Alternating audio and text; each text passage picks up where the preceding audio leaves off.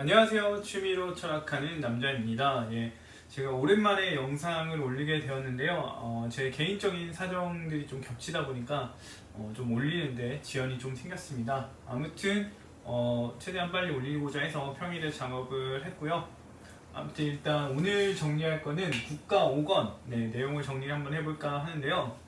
국가 5권에서는 이제 가족 공유 제도, 소크라테스가 앞서 4권에서 수호자들은 처자를 공유한다 라고 이야기를 했는데, 여기에 대해서 이제 폴레마르코스가 질문을 던집니다. 이제 그게 어떤 건지 제대로 설명을 해달라 이렇게 얘기를 하는 거죠. 그래서 이제 소크라테스가 거기에 대한 설명을 하게 되고요. 그렇게 설명하면서 가족 공유 제도가 어떤 이점이 있고 그래서 우리가 도입을 해야 한다 라는 이야기를 하게 되는 부분이 또 나오게 됩니다. 그리고 이제 전쟁에 대해서 이야기를 하게 되는데, 가족 공유 제도에서 이제 소크라테스가 여자 수호자를 등장을 시켜요. 그래서 여자 수호자들과 남자 수호자들이 같은 업무를 하게 된다라고 하는데, 남자 수호자들의 업무가 이제 전쟁인데 여자 수호자들도 전쟁에 참여해야 하는지 그것에 대한 이야기를 하게 되고, 거기에 덧붙여서 전쟁에 관한 규율 몇 가지를 이야기하게 됩니다. 그래서 이 부분에 대한 이야기가 나오게 되는 거고요. 그 다음으로 이제 소크라테스가 이렇게 이제 이상국가에 대한 이야기를 쭉 하니까 이제 글라우콘이 그게 실현이 가능하냐라고 하면서 그것에 대한 질문을 하게 되고, 거기에 답변하는 내용이 나타나게 됩니다. 네, 본론으로 들어가 보면요, 소크라테스는 이제 악동 4가지에 대한 이야기를 하려고 했는데, 폴레마르코스가 소크라테스가 이전에 했던 수호자들은 처자를 공유한다라는 것을 이해를 하지 못합니다. 왜냐하면 처자 공유 문제는 굉장히 민감한 주제니까요. 일반적인 도덕관이나 아니면 성관념을 가지고 있는 사람들이라면은 어떻게 처자를 공유해? 라고 이제 반감을 살 수 있는 부분이기 때문에 폴레마르코스는 여기에 대해서 질문을 던지게 됩니다. 그리고 소크라테스가 여기에 답변을 하게 되는데, 초기에 이제 소크라테스는 애초에 이 가족 공유제도, 처자 공유제도에 대한 근거를 마땅하게 갖지 못했던 것 같아 보이기도 하고요. 아니면은 일부러 사람들한테 잘 모르는데 하면서 이렇게 겸손을 약간 보이는 이런 의도로 약간 대답하기를 주저하는데요. 사람들이 옆에서 이제 계속해서 대답을 하라 이렇게 얘기를 하니까 소크라테스가 마지못해 하게 됩니다. 그러면서 이제 가족 공유 제도를 이야기하면서 처음에 등장하는 것이 이제 여자에 대한 이야기인데요. 왜 여자에 대한 이야기가 등장을 하느냐라고 생각을 해보면요, 일단은 우리가 앞서서 얘기했던 건 남자 수호자 이야기예요. 남자 수호자 이야기를 하면서 처자 공유에 대한 이야기를 했죠. 이렇게 남자 수호자들이 처자를 공유한다면은 마찬가지로 여기에 처에 해당되는 여자도 가족을 공유해야 됩니다. 왜냐하면 남자 수호자들은 소유물을 가져서는 안 돼요. 소유물을 가져서는 안 되는데, 남자 수호자만 처자를 공유한다면은 이 처와 자식은 남자 수호자들이 소유하려고 할 거예요. 이러면은 분쟁의 여지가 있습니다. 다툼의 여지가 있고요. 그렇기 때문에 이런 거는 불합리하게 되고, 그래서 여자도 가족을 공유해야 하고, 그래서 남자도 가족을 공유해야 되고, 그다음에 자식도 가족을 공유해야 이런 소유와 관련된 문제, 이런 것들에서 완전히 자유로울 수 있게 되죠. 그래서 이제 여자도 가족을 공유하는 상태를 만들어야 되는데, 가족을 공유하는 건 어떤 존재만 아니면 수호자들만 합니다. 수호자들만이 모든 것을 공유해요. 그래서 여자도 수호자가 되어야 하는 상황에 놓이게 되는 겁니다. 그리고 이 자녀들도 예비 수호자로서의 이제 뭔가 활동들을 하게 돼야 되겠죠. 그래서 이제 소크라테스는 남자 수호자의 짝으로 여자 수호자를 배정하게 되어야 하는데, 여자 수호자에 대한 이제 성립을 시켜야 되는 거예요. 그래서 소크라테스가 이제 첫 번째로 시도를 하는 거는 보호견입니다. 우리가 개를 봤을 때 집을 지킨다고 할게요. 집을 지킨다고 할 때 수컷개는 집을 지키고 암컷개는 집을 안 지키나요? 그건 아니죠. 암컷개도 이제 집을 지키려고 노력하는 걸 볼 수 있습니다. 낯선 사람이 오면 짖고요. 누군가 좀 뭔가 위협적인 행동하면 달라들어서 싸웁니다. 그렇기 때문에 소크라테스는 보호견들 중에서도 수컷과 남컷이 서로 다른 업무를 하는 게 아니라 같은 업무를 한다. 그렇기 때문에 우리의 시민의 보호자인 수호자도 마찬가지로 남녀 가릴 거 없다 라고 이야기를 하죠. 그래서 소크라테스는 남녀 수호자 모두가 있어야 되고, 그래서 여자도 교육받아야 한다. 여자도 교육받아야 한다라고 이야기합니다. 수호자 교육을 받아야 한다는 거죠. 여기서 지금 말하는 여자는 모든 여자를 가리키는 게 아니라 수호자 여자 수호자를 말하는 겁니다. 여자 수호자도 수호자 교육을 받아야 한다라고 이야기를 하고 있는 거죠. 그래서 이제 여자 수호자를 가르쳐야 되겠죠. 교육은 뭐가 있었습니까? 교육은 시가교육과 그리고 체력교육이 있었습니다. 이렇게 두 가지 교육을 여자에게도 가르쳐야 하는 상황이 생긴 건데요. 시가 교육은 별 문제가 없어요. 지적인 부분과 관련된 거니까요. 근데 체력 교육을 가르쳐야 되는데 이 당시에 이제 헬라스인들은 어떻게 체력 교육을 받았냐면 옷을 다 벗고 했답니다. 옷을 벗고 하면은 뭐 체력 교육을 더 잘 받는지는 잘 모르겠는데 제 생각이 더 불편할 것 같은데 네, 헬라스인들은 옷을 벗고 체력 교육을 받았다는 거예요. 그래서 여자들한테 체력 교육을 가르치면은 여자도 옷을 벗고 해야 되는 거예요. 근데 우리가 봤을 때, 이제 소크라테스가 봤을 때 여자들이 옷을 벗고 체력 교육을 받는다? 이거는 좀 꼴불견이라는 겁니다. 예. 좀 약간 비웃음거리다 이렇게 얘기를 하는 거죠. 그러면서 여자들한테 체력 교육을 시켜야 될까? 여자 수호자에게 체력 교육을 시켜야 하는 걸까? 라고 이야기하면서 고민을 하게 되는데 소크라테스는 이제 초기 헬라스를 생각을 하는 거예요. 초기의 헬라스는 이제 다른 민족 사람들이 옷을 벗고 운동하고 체력 단련을 하는 걸 보고서 굉장히 비웃었다고 합니다. 그런데 이제 실제로 이제 옷을 벗고 운동을 해보니까 이게 효과가 너무 좋은 거예요. 효율도 너무 좋고 뭔가 운동을 하고서 뭔가 얻는 것들이 너무 많은 유익한 것이었던 겁니다. 그러니까 이제 헬라스인들은 남자들이 점점 옷을 벗고 운동을 하게 되었다고 이야기를 하는데요. 그래서 초기에는 비웃었지만 이게 효과가 좋고 유익하다는 사실을 알게 돼서 우리는 오히려 옷을 벗고 운동하게 된 것이다 라고 이야기를 했죠. 그래서 여자들이 옷을 벗고 운동한다는 것을 꼴불견으로 볼 게 아니라 굉장히 유익한 활동을 하는 것이다 라고 봐야 한다는 거예요. 그래서 소크라테스는 여자들도 옷을 벗고 체력 교육을 받아야 한다 라고 얘기를 합니다. 네. 왜 굳이 옷을 벗고 해야 하는지는 잘 모르겠는데 아무튼 소크라테스는 옷을 벗고 해도 된다고 하면서 여자도 수호자 교육을 가르쳐도 아무 문제가 없다라고 이야기를 하는 거죠. 네, 이렇게 이야기를 하니까 소크라테스가 이제 혹자를 등장을 시켜요. 이 혹자가 나타나서 질문을 하는데 우리가 앞서 말했을 때 우리가 가정한 국가는 자기 적성에 맞게 일을 해야 한다라고 했어요. 그래서 왜냐하면 자기 적성에 맞는 일을 해야 가장 효율적이고 가장 좋은 어떤 결과물을 얻을 수 있기 때문에 적성에 따라서 일을 부여받고 해야 하는데 남자와 여자, 남과 여를 봤을 때 이 둘의 적성이 서로 다르다는 거죠. 그렇기 때문에 지금 소크라테스는 남자도 수호자로 만들고 여자도 수호자로 만들어서 서로 적성이 다른 존재에게 같은 일을 부여한 모습으로 보여지게 되는 겁니다. 그러니까 이제 소크라테스도 이거 좀 모순적이긴 하다라고 이야기를 하게 되는데요. 여기서 이제 소크라테스는 남자와 여자의 차이에 대해서 주목하게 되는데 이때 이제 소크라테스가 하는 얘기는 임신에서의 이제 역할 차이밖에 없다라고 합니다. 이 말의 근거가 되는 건 뭐냐면은 남자치고도 여자보다 못한 능력을 가진 사람이 있고요. 여자치고도 남자보다 월등한 능력을 가진 사람이 있습니다. 그렇기 때문에 이것을 가지고서 남자와 여자의 적성이 과연 남자만의 적성이 있고 여자만의 적성이 있느냐 이걸 따졌을 때 그게 아니라는 걸 알 수 있다는 거예요. 그렇기 때문에 이 부분에서는 우리가 명확하게 차이가 있다고 언급할 수 없지만 임신과 관련된 부분에서는 분명히 남자의 역할과 여자의 역할이 분명히 갈린다는 겁니다. 그렇기 때문에 남자와 여자의 차이는 임신에서의 역할 차이가 있을 뿐이고 실제로 뭐 어떤 차이가 있다고 분명하게 말할 수가 없다는 거죠. 그래서 이제 적성 얘기를 하게 되는데요. 적성 이야기를 하게 되고 여자 중에서도 뭐 음식에 대한 적성이 있는 사람이 있고요. 뭐 신발을 만드는 데 적성이 있는 사람이 있겠죠. 마찬가지로 수호자의 임무에 적성이 맞는 사람이 있을 겁니다. 그래서 이런 걸 바탕으로 봤을 때 여자가 수호자 되는 거 괜찮다, 나쁘지 않다 이렇게 이야기하는 거죠. 이것도 적성에 맞게 일을 부여한 거다. 그래서 남자 수호자 만들고 여자 수호자 만드는 건 적성에 맞게 일을 배분한 것이다 라고 소크라테스는 이야기를 합니다.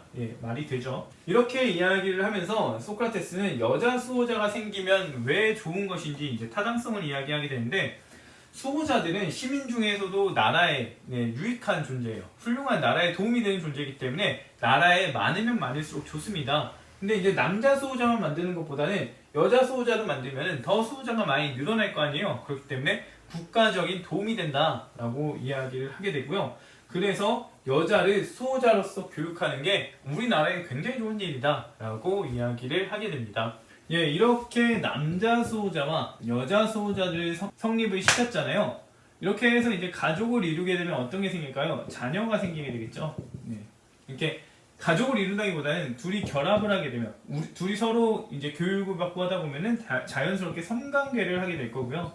성관계를 하게 되면은 이제 자녀가 생기게 될 겁니다. 이제 성관계와 자녀에 대한 이야기를 하게 되는데요. 우리 이제 훌륭한 이상 국가에서 우리가 가정한 국가에선 무질서한 성관계는 인정을 하지도 않고 용납도 하지 않습니다. 그렇기 때문에 질서 있는 성관계와 그 다음에 국가에 유익한 성관계를 장려하게 되고요. 그래서 국가에 유익한 성관계가 뭐냐라는 문제가 놓이게 되는데 국가에게 가장 좋은 건요. 국가에게 가장 좋은 거는 훌륭한 사람이 많은 거죠. 훌륭한 사람이 많다면 그 국가는 좋은 국가가 될 겁니다. 그렇기 때문에 훌륭한 사람을 많이 만들려면 어떻게 해야 될까요? 훌륭한 사람들이 훌륭한 자녀를 많이 낳아야 되겠죠. 그래서 훌륭한 사람들끼리는 성관계를 많이 시켜야 돼요. 아이를 많이 낳을 수 있는 기회를 마련해야 되고 열등한 사람들은 자녀를 좀 덜 낳게 만들어야 하는 상황에 놓이게 되는 거죠. 이거를 이제 통치자가 조절해야 되기 때문에 통치자가 굉장히 탁월해야 된다. 훌륭한 사람들은 계속 장려를 시키고 탁월한 사람들은 못하게 막아야 되는데 이걸 막으면 좋아할 사람이 누가 있겠어요? 그렇기 때문에 이제 그 사람들을 잘 어루고 달래야 해서 굉장한 탁월함이 필요하다라고 소크라테스가 이야기를 하죠. 그러면서 이제 소크라테스는 성관계에 대한 규칙들을 이야기를 하게 되는데요. 성관계에 대한 규칙을 살펴보면 첫 번째로 어느 특정 날을 정해서 합니다. 특정 날을 정해서 하는데 어떤 책에서는 이걸 이제 결혼이라고 이야기를 하게 되는데요. 결혼 얘기를 하는 게 아니에요. 소크라테스는 결혼 얘기를 하지 않는 이유는 이제 두 가지로 살펴볼 수가 있는데 결혼에 대한 이야기가 아닌 이유인 첫 번째는 그 남자의 수를 유지하기 위해서 이제 숙제를 벌이게 된다라고 하는데 결혼한다고 해서 남자 수가 생기는 건 아니잖아요.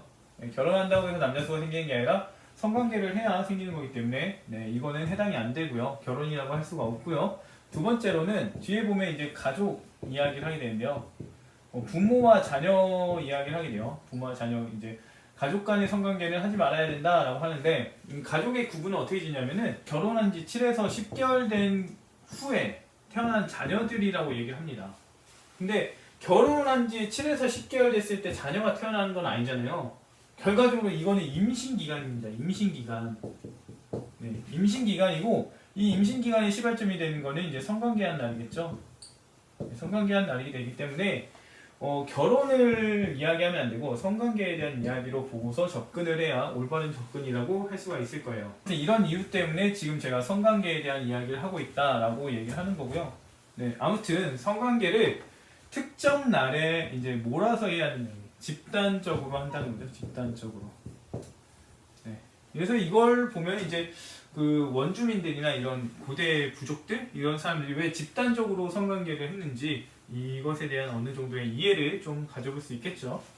아무튼 그 다음으로 이제 시인들이 찬가를 하고요. 이날에 이제 찬가 같은 걸 부르고 세 번째로 이제 통치자들이 이 특정 날을 정하게 되는데요. 이 정하는 기준이 뭐냐? 앞서 말한 것처럼 남자의 수를 유지하기 위해서 유지해야 되는데 이 유지를 위해서 얼마나 많은 아이들이 필요할까? 얼마나 많은 커플들의 이제 관계가 필요한가를 따져서 이제 이런 축절을 정한다는 거예요. 그래서 뭐 이번 달에 몇 명이 필요하다. 몇 명이 이제 앞으로 이제 필요할 것으로 보인다라고 한다면은 뭐 가늠해가지고 측정 날에 집단적으로 성관계를 하는 그런 상황이 생긴다는 거죠. 그리고 네 번째로 이제 무공자들. 전쟁이나 이런 데서 이제 훌륭한 공을 세운 사람들은 훌륭한 자들이 공을 세우겠죠. 그렇기 때문에 이 사람들에게 성관계를 할 기회를 많이 줘야 된다. 이렇게 얘기를 하고요. 다섯 번째로 이제 어떤 식으로 이제 그러면은 성관계를 하게 커플을 만들 것이냐 하는데 제비뽑기입니다. 이거를 하는 이유는 자세히 나오진 않지만 제가 생각했을 땐 그래요. 앞서서 훌륭한 사람끼리 이제 성관계를 맺어야 하고 열등한 사람들 성관계를 맺지 말게 해야 된다고 했는데 열등한 사람들한테 너 열등하니까 하지마 이러면은 열등한 사람은 당연히 열받겠죠. 그러니까는 그렇게 해서는 안 되고 결국 뽑기 운을 탓할 수밖에 없게 만들어야 되는 거죠. 그래서 약간 제비뽑기가 공정한 것 같지만 약간의 속임수가 섞여 들어있는 제비뽑기여야 한다라고 소크라테스는 이야기합니다. 그래서 네가 뽑기를 잘못한 거지 내가 너한테 이렇게 배정한 거 아니야? 이렇게 해야 되기 때문에 제비뽑기를 이용해서 이런 특정 날에 성관계를 하게 만든다 라고 이야기를 하죠. 그리고 이렇게 성관계를 하게 되면 아이들이 태어나게 됩니다. 아이들. 네, 이 아이들을 어떻게 양육할 것인지를 얘기하게 되는데, 아이를 낳으면은 공직자들이 아이를 받습니다. 이 공직자는 남자가 될 수도 있고 여자가 될 수도 있는데요. 공직자들이 아이를 받아서 이제 아이들을 훌륭한 사람의 자식은 이제 도시에서 기르고요. 네, 열등하거나 아니면 불구인 아이는 숨긴다고 합니다. 네, 국가적인 측면에서 봤을 때는 훌륭한 이들을 많이 남겨야 되는 것이기 때문에 열등하거나 불구인 사람들은 어쩔 수 없이 국가에서 내보내는 거죠. 이게 너무 좀 냉정한 관점이다 이렇게 볼 수도 있겠지만, 뭐 그야말로 비인간적이라고 할지라도 그 국가의 측면에서 본다면은, 국가의 이로움만 따진다면은, 개인의 그런 것들 따지지 않고 그러면은 이런 식으로도 볼 수는 있겠죠. 네. 아무튼 이렇게 해서 기르게 되고요. 산모들이 하는 역할은 젖 먹이는 거밖에 없습니다. 젖을 먹이고, 만약에 젖이 부족하다면 유모들이 또 와서 먹입니다. 그리고 이 산모들은 젖을 먹이고 나서 이제 가고요. 아이들은 누가 키우냐? 이 공직자 남녀들이 키우게 된다라고 이야기를 합니다. 그러면 어떤 사람들을 데리고서 이제 그런 성관계의 축제를 벌이게 할 것이냐라고 얘기할 수 있는데요. 그래서 이제 어떤 사람들을 대상으로 하는지 이야기하는데, 남자 같은 경우는 25에서 55세, 여자 같은 경우는 20세에서 40세, 30년, 20년입니다. 그래서 이 기간의 사람들을 대상으로 해서 축제 동안에 이제 성관계를 하게 하고, 이 사람들이 낳은 자식들 중에 훌륭한 자식, 불구가 아닌 자식들만을 양육한다라고 이야기를 하는 거고요. 만약에 이 시기에 해당되지 않는 사람이 출산을 한다, 이건 범죄입니다. 범죄. 이건 범죄고요. 또 나아가서 허가받지 않는 성관계를 한다. 이것도 범죄입니다. 그래서 이 사람들이 낳은 자식들은요, 양육하지 않고 버리게 되고요.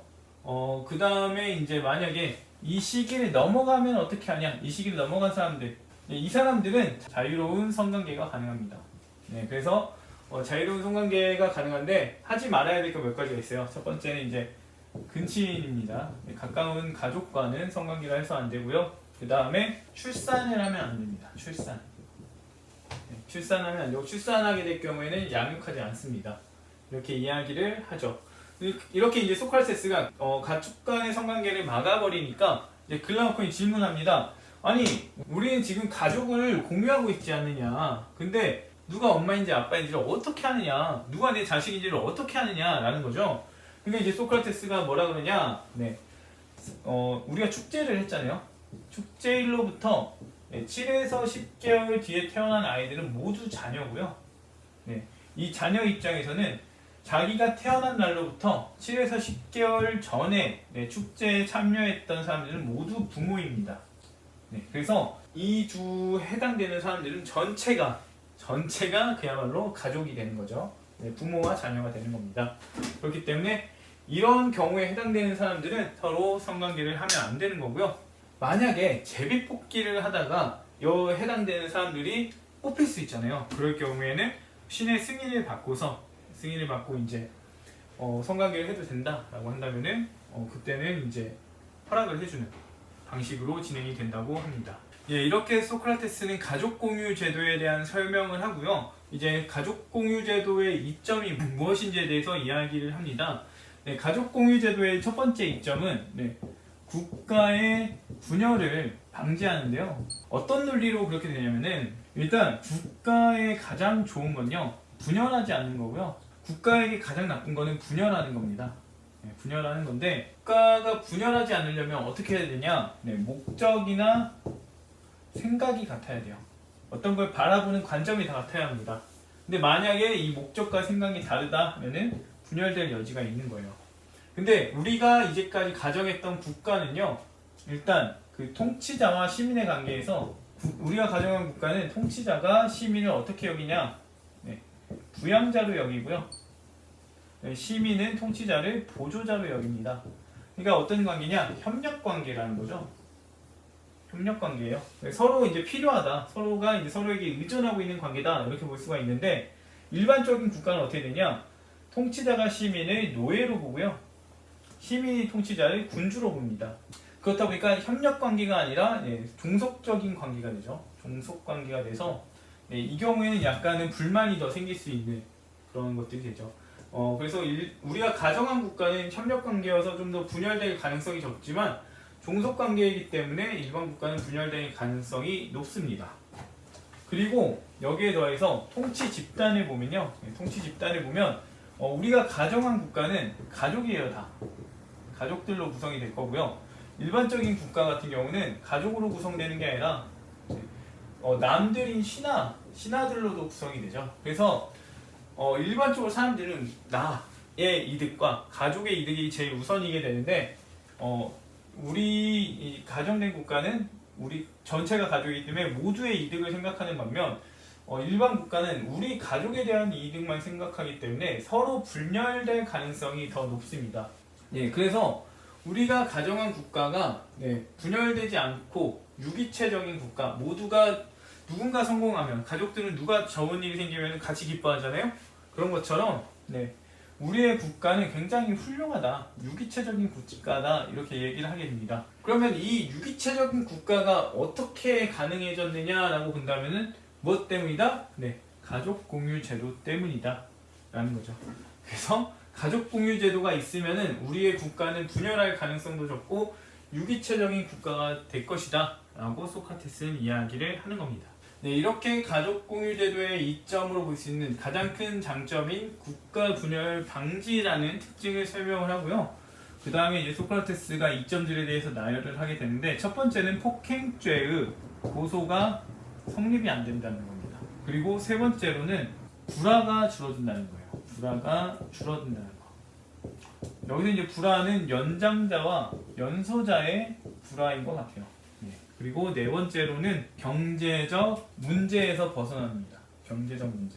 여기서 이렇게 보면 이제 가족 공유 제도의 이점이라고 볼 수 없는 것이 이제 폭행죄 고소 성립이랑 그 다음에 경제적 문제인데요. 사실 살펴보면 폭행죄 고소 성립이 안 된다는 건요, 수호자 교육 때문에, 체력 교육 때문이에요. 왜냐면 우리가 앞서 이제 체력 교육을 시키잖아요. 수호자들은 체력 교육 단련을 하는 법을 시켰기 때문에 폭행을 당한다는 거는 자기가 그 교육을 잘 익히지 못했다는 얘기가 돼요. 그래서 자기의 능력 부족으로 취급이 되기 때문에 폭행죄로 고소하는 거는 결국 나의 능력이 부족한 사람이다 라는 게 돼서 고소하기를 좀 망설이게 된다는 거죠.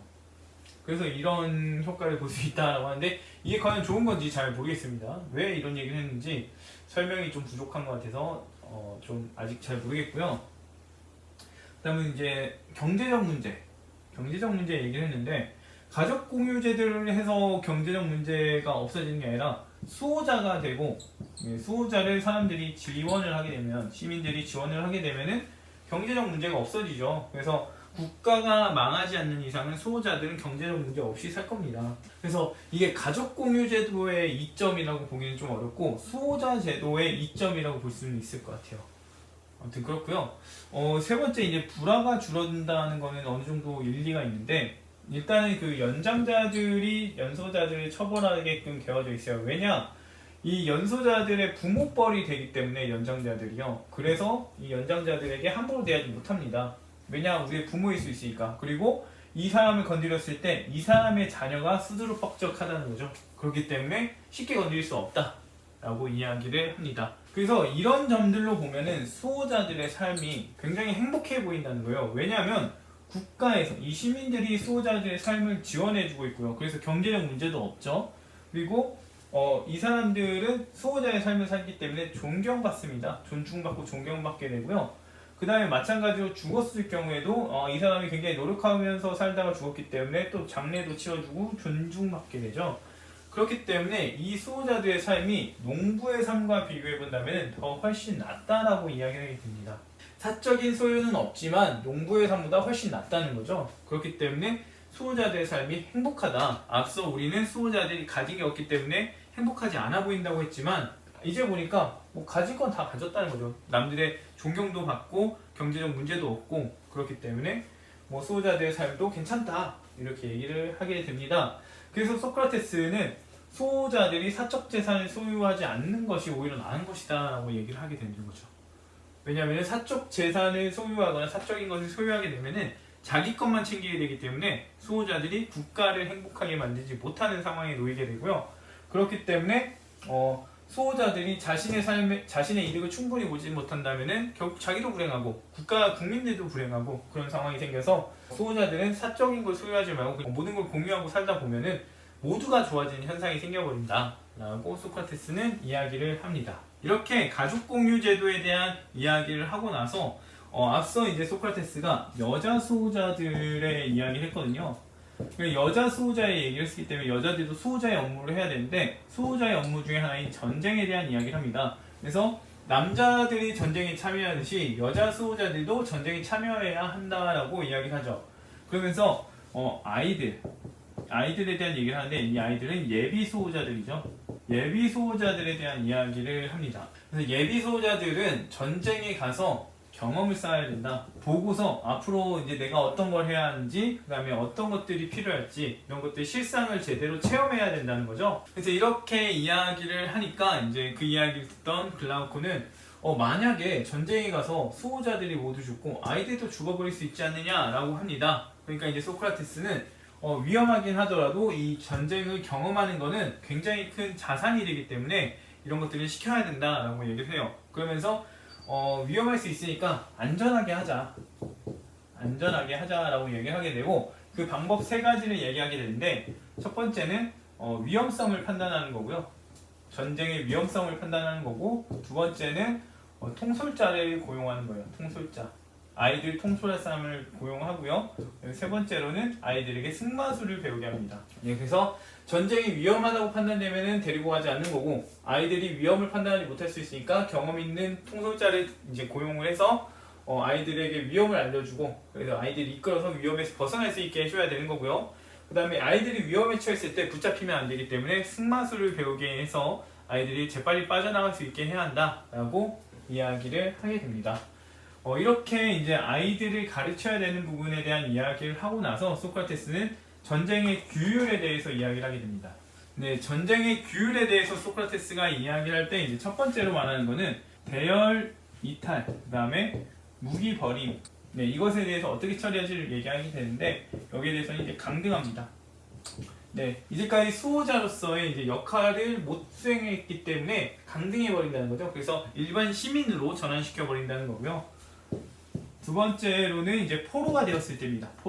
포로가 되었을 때는 구출하지 않는다는 거예요. 왜냐하면 포로를 구하러 가거나 이런 것들로 인해서 여러 가지 변수들이 생길 수 있기 때문에 포로는 구하러 가지 않는다고 하는데 포로를 구하러 가지 않았을 때에 이제 약간은 않는다고 할 때 아마도 좀 애국심을 갖기 조금 어렵지 않나 이런 생각이 좀 들긴 합니다. 왜냐면은 나를 구하러 와주고 나를 위해 노력해준다는 사실이 이제 우리가 애국심을 가질 수 있는 충성심을 가질 수 있는 어떤 요소가 될 수 있는데 포로는 구하러 가지 않는다고 하니까 좀 그런 위험이 있는데 숭고한 정신을 가진 사람 그런 사람들은 차라리 날 죽여라 뭐 나를 포로 왜 끌고 다니냐 이렇게 얘기할 수도 있겠죠. 세 번째로 이제 무공자들인데요. 무공을 올린 자들은 앞서 말한 것처럼 보상을 주어주고 그다음에 훌륭한 사람이기 때문에 아이들을 많이 낳을 수 있는 기회를 줘야 한다라고 얘기하고요. 네 번째로는 이제 전사자들입니다. 전사자들 같은 경우 장렬하게 싸우다가 죽은 전사자들 같은 경우에는 죽어서도 정령이 돼가지고 악한 것들을 물리치려고 하기 때문에 이들 전사자들의 이제 장례를 잘 치러줘야 한다. 장례를 잘 치러줘야 한다라고 이야기를 하고요. 다섯 번째는 노예입니다. 전쟁에서 이제 노예들을 얻을 수 있을 텐데 같은 민족은 노예로 하지 않고요. 이민족들만 노예로 취한다. 그리고 여섯 번째는 전리품인데요. 전리품을 취하지 않는다고 합니다. 왜냐하면 전리품을 취하게 둔다면은 전리품을 취하고자 하는 욕심에 눈이 멀어서 전투에 대해서 이제 나태하게 전투를 집중해서 치르지 않게 되고 그렇기 때문에 이런 것들은 하지 못하게 해야 한다라고 이야기를 하죠. 그리고 일곱 번째로는 적군 전사자인데요. 이제 전투가 한 번 일어나고 나면 이제 죽은 사람들이 생길 텐데 이제 적군이든 아군이든 이제 전사자들을 수습하려고 하잖아요. 이런 것들에 대해서는 우리가 수습할 수 있게 기회를 줘야 한다라고 이야기를 하죠. 그리고 여덟 번째는 토지 훼손입니다. 토지 훼손. 전쟁을 하다 보면 이제 뭐 그 농과 밭을 불태우고 막 이제 땅을 훼손시키는 상황이 생기게 되는데 이것에 대해서 이제 전쟁 중일 때는 허용이 되는 것 같고요. 그 다음에 이제 내전일 경우에는 허용하지 말아야 한다 이렇게 얘기합니다. 왜냐하면 내전은 결국 우리 땅에서 이루어지는 그 전투잖아요. 그렇기 때문에 결과적으로 그 땅을 황폐화시킨다면은 우리의 땅, 우리나라의 땅을 황폐화시키는 것이기 때문에 애국적인 행동은 아니다는 거죠. 그리고 그곳에 사는 주민들은 우리나라 사람이기 때문에 그 사람들의 터전을 훼손시키는 것도 마찬가지로 좋은 일이 아니에요. 오히려 그곳의 주민들이 땅을 훼손시킴으로써 우리를 적으로 여길 수가 있습니다. 그렇기 때문에 해서는 안 되는 거고, 그래서 우리는 주민들의 땅을 훼손시키지 않고 그 다음에 그 적군들을 우리의 적이라고 불리는 같은 민족 사람들을 주민들이 공격하게 만들기 위해서는 우리는 표지를 훼손해서는 안 된다라고 이야기를 하게 됩니다.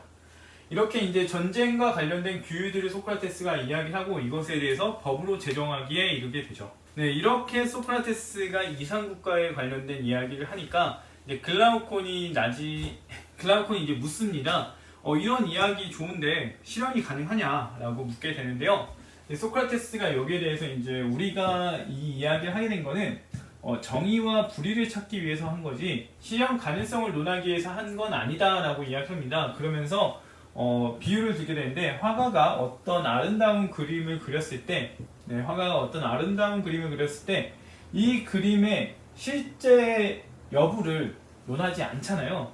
마찬가지로 우리가 어떤 이상적인 국가를 지금 그리고 있는데 그것의 실제 여부, 실현 가능성의 여부를 논하는 것은 우스운 일이다라고 하는 거죠.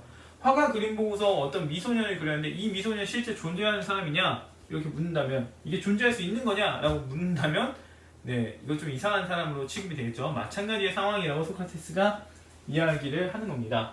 그리고 이 실현 가능성에 대해서, 실현 가능한 조건에 대해서, 완벽한 조건에 대해서도 논하기가 좀 어려운데, 왜냐면 이론과 실제의 차이가 있기 때문이에요. 이론적인 조건들에 대해서 이야기를 하더라도 그 안에 또 다른 변수가 생겨가지고 어려움이 생길 수 있기 때문에 이것에 대해서 논하는 것 자체가 어느 정도 좀 의미가 없어지는 상황이 생기게 되는 거죠.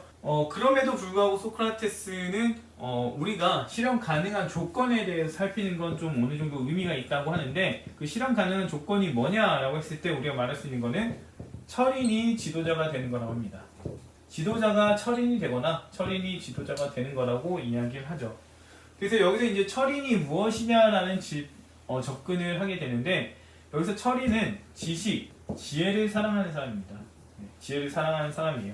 그래서 지식과 지혜를 사랑하는 사람이 어떤 의미인지를 알아보기 위해서 소년을 사랑하는 경우를 얘기하는데요. 이 경우를 얘기하면서 하는 얘기는 이제 우리가 어떤 소년을 사랑한다면은 그 소년 전체를 사랑한다는 이야기를 하는 거예요. 그래서 예를 들어서 메부리코, 메부리코를 가진 소년을 사랑한다면은 이 메부리코도 좋아하고요. 어떤 소년 들창코를 가졌다고 한다면은 이 들창코를 가진 것도 좋아한다는 거예요. 그렇기 때문에 어떤 소년을 사랑한다면은 소년의 메부리코는 싫어하고 눈만 좋아하고 이런 경우가 아니라 전체를 좋아한다.